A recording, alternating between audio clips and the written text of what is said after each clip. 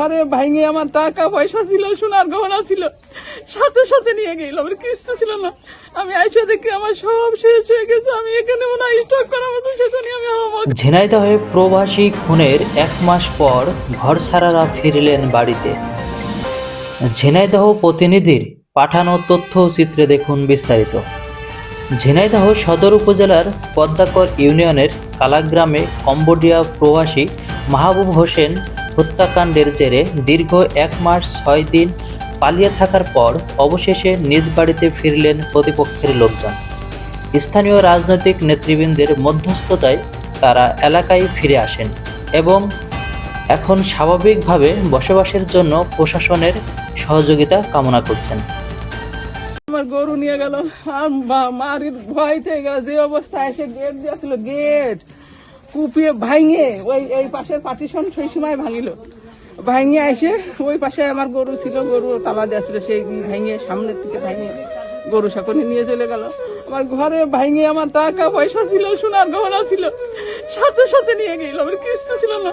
আমি আইসা দেখি আমার সব শেষ হয়ে গেছে। আমি এখানে মনে হয় স্টক করার মতো সেখানে আমি আমাকে কাঁদছি। সবাই এসে কিছু কাছে তোমরা এইসব সমস্যা কিচ্ছু আমি সরাতে পারিনি। আমার সোনার জিনিস, আমার বিটার ভর্তা, আমার মেয়ের জিনিস আমার এখানে থাকে, মেয়ে বাসা থাকে, সমস্ত জিনিস আমার সাথে সাথে নিয়ে গেল।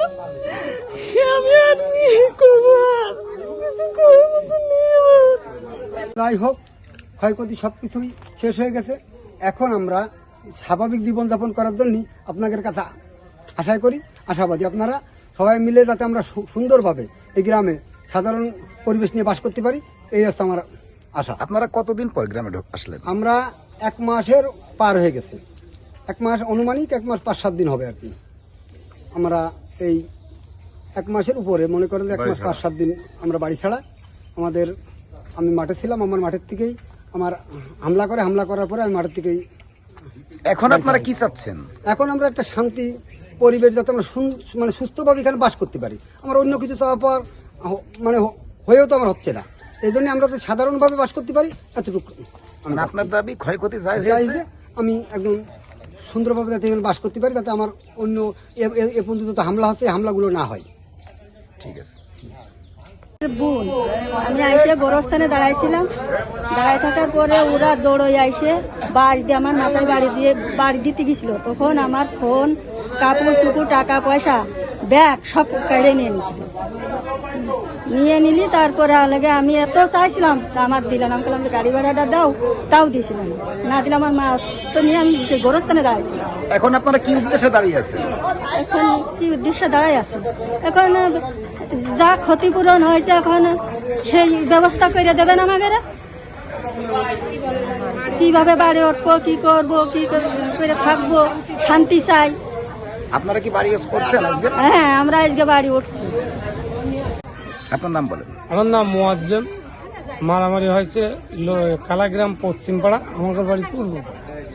এখন আমরা বিষয়টা কিছু জানি না, কিন্তু দলগত সমাজগত কায়দায় আমার বাড়ি ঘর ভাঙে লুটপাট করে পোড়ায় তছনছ করে দিয়েছে। মাঠের ক্ষেত ফসল সব কাটিয়ে নিয়ে গেছে, গরু ছাগল সব নিয়ে চলে গেছে। এখন বাকি জীবন আমার তো বসত করতে হবে।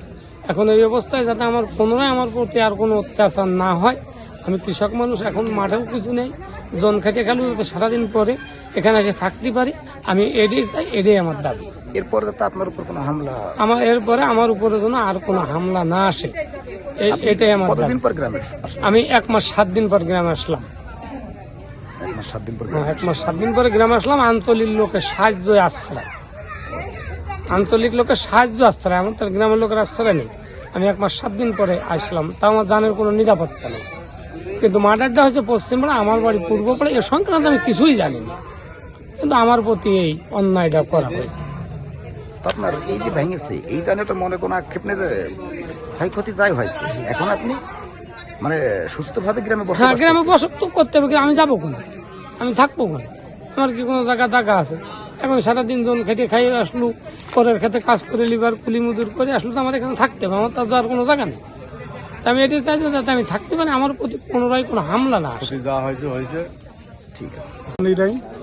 আজকে 11 নম্বর পদ্মাকর ইউনিয়নে কালাগ্রাম, এই গ্রামে বিগত 1 মাস আগে একটা মার্ডার হয়।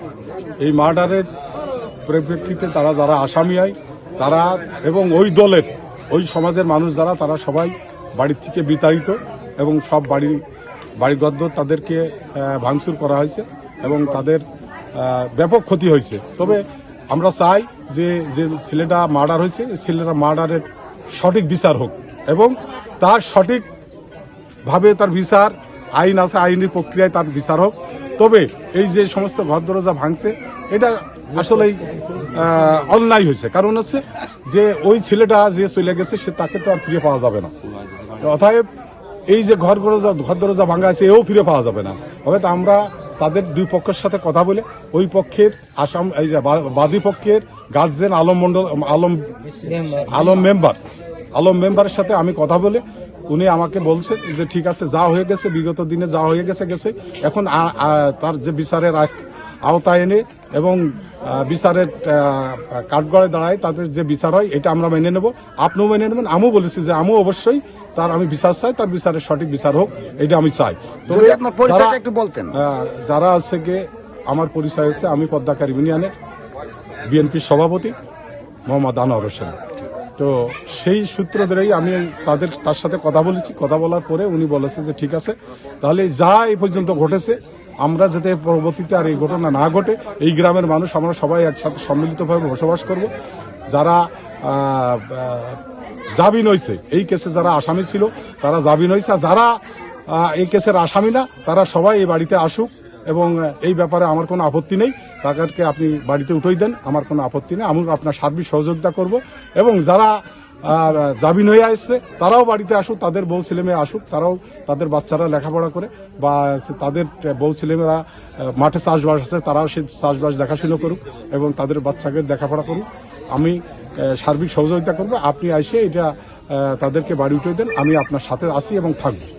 এই বলে মোটামুটি তাদেরকে সেইভাবে আমরা এই